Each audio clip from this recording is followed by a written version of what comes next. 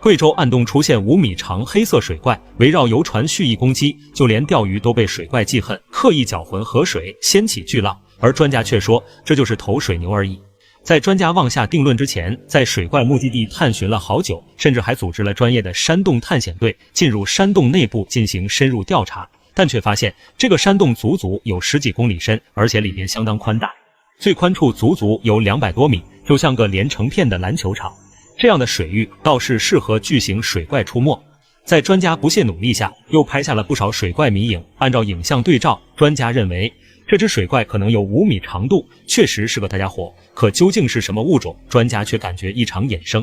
一来照片比较模糊，二来水怪的影子确实罕见。而水生生物研究大佬也被此事吸引，请人家出山后，这位专家中的专家经过推敲对照，却一口认定村民们眼中的水怪其实就是一只巨大的黑色水牛，只是村民们心里都有鬼，做的坏事多了，所以疑神疑鬼，老是觉得自己内心有愧。可对于专家的解释，第一个不接受的就是黄小宝，自己这好端端的看到个水怪，咋就扯到自己办错事儿身上来了？自己行得正走得端，啥事儿没犯过。那么大家认为这位专家大佬的解释到底对不对呢？记得留下自己的看法，小编期待着大家的精彩回复哦。